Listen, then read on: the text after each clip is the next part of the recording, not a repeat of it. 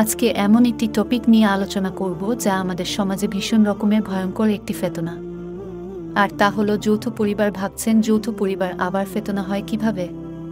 সবাই একসাথে মিলেমিশে থাকলে বুঝি ফেতনা হয়? হ্যাঁ, এটাই সমাজের সবচেয়ে বড় একটা ফেতনা। এখানে মাহরাম নন মাহরাম সব একসাথে একই পরিবারে থাকে, ফলে পর্দা করা কঠিন হয়ে যায়। যৌথ পরিবার শহর থেকে গ্রামে বেশি দেখা যায়। আপনি খেয়াল করলে দেখতে পারবেন কোনো নবী, রাসূলগণ, সাহাবীগণ, অলি আউলিয়া তাদের কারো যৌথ পরিবার ছিল না। আমি আপনাদের এক বাক্যে বলছি, যৌথ পরিবার ইসলাম সমর্থন করে না। শুনছুনি আসি যৌথ পরিবারের কুফল সম্পর্কে। রাসূলুল্লাহ সাল্লাল্লাহু আলাইহি সাল্লাম বলেছেন, দেবের তো মৃত্যু সমতুল্য, সুতরাং তোমরা মৃত্যুকে যেভাবে ভয় করুন সেভাবে ভয় করো। তার মানে হলো যৌথ পরিবারের কারণে কিন্তু দেবর ভাবির কাছাকাছি থাকলো ভাবি দেবরকে ভাত বেড়ে দেয়। এখান থেকেই জিনা শুরু হয়। আবার অনেকে বলে বড় ভাবি মায়ের সমতুল্য, নাউজুবিল্লাহ। তারপর অনেকে বলে দেবর আমার ছোট ভাইয়ের মতো।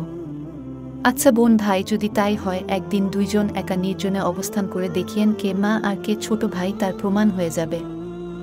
আপনাদের কাছে কি মনে হয় আল্লাহ তাআলাকে এমনি এমনি কোনো অযথা বিধান দিয়ে দেয় না? মনে রাখবেন, আপনার যে জ্ঞান আছে তা কখনো আল্লাহ জ্ঞানের চেয়ে অধিক নয়। নিশ্চয় আল্লাহ মহাজ্ঞানী।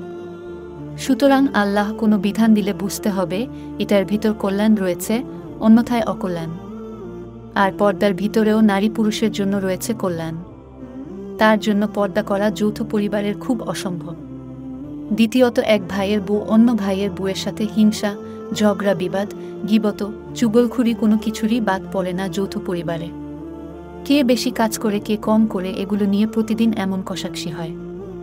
তৃতীয়ত, কোনো ভাই সমস্যার বেশি টাকা দেয় আর কোনো ভাই কম টাকা দেয়, এগুলো নিয়ে দুই ভাইয়ের মধ্যে দূরত্ব সৃষ্টি হয়।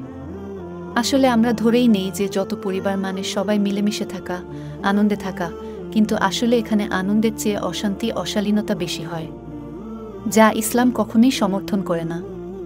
4, যৌথ পরিবার মানে ঈমান ধ্বংসকারী, নিজের আখলাক ও আমল ধ্বংসকারী। প্রিয় ভাই, আপনি বিয়ে করে আপনার স্ত্রীকে একটি আলাদা ঘর তৈরি করে দিবেন, এটাই আল্লাহ আপনাকে দায়িত্ব দিয়েছে।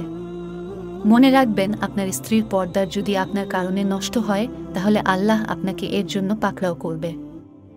একবার ভাবুন প্রিয় ভাই, যৌথ পরিবারে থাকাকালীন আপনিও আপনার ভাবিদের প্রতি আকৃষ্ট হতেন, তাদের প্রতি আকর্ষিত হতেন, কেউ না জানুক কিন্তু আপনি তো জানেন। তাহলে মনে রাখবেন, আপনার স্ত্রীর প্রতি আপনার ভাইয়েরা আকর্ষিত হবে। আজকাল সংসারগুলোতে দেখা যায় দেবার ভাবে একই বিছানায় শুয়ে বসে থাকে, অথচ এটা যে কত বড় জিনা তা কেউ পাত্তাই দিচ্ছে না। কত বড় জাহেলিয়া সমাজে বাস করছি আমরা। অনেকে বাবা মায়ের সাথে মুখ ফুটে বলতে পারে না যে তারা আলাদা হতে চায়। আসলে এই সমাজ ব্যবস্থা কেমন যেন ইসলামের বিপক্ষে চলে গেছে। কেউ আলাদা হতে চাইলে সবাই তাকে খারাপ দৃষ্টিতে দেখে। পিতামাতা সব সন্তানকে সে আগের মতো একসাথে দেখতে চায়, পরিবারের সবাই মিলে একসাথে থাকতে চায়। কিন্তু তারা ভুলেই গেছে যে তাদের পরিবার এখন ছেলেদের বোমারা এসেছে, আর এক ছেলের বউয়ের জন্য অন্য ছেলে নন মাহরাম। অনেকে জেনে আবার অনেকে না জেনে একই পরিবার হয়ে থাকে। মা বাবার এই বিষয়গুলো বোঝা উচিত। উনারা যদি না জানে তবে প্রিয় ভাইয়েরা, আপনারা আপনাদের পিতা মাতাকে বুঝাবেন ইসলামিক দৃষ্টিকোণ থেকে।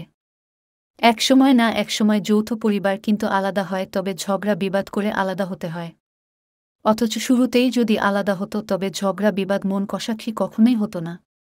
প্রিয় ভাই, সবাই একসাথে থেকে ঝগড়া বিবাদ না করে আলাদা থেকে সব ভাইয়ের প্রতি ভালোবাসা থাকা ভালো না? আপনার স্ত্রীও পর্দায় থাকল, আপনিও নিজের চোখে হেফাজত করতে পারলেন। এটাই তো আমাদের ইসলাম। তাই প্রিয় ভাই, আপনি চাইলে সম্ভব একটি যৌথ ফেতনাময় পরিবার থেকে জান্নাতি পরিবার বানাতে, যেখানে শুধু হালাল স্বামী স্ত্রীর দুইজন মিলে মিশে থাকবে।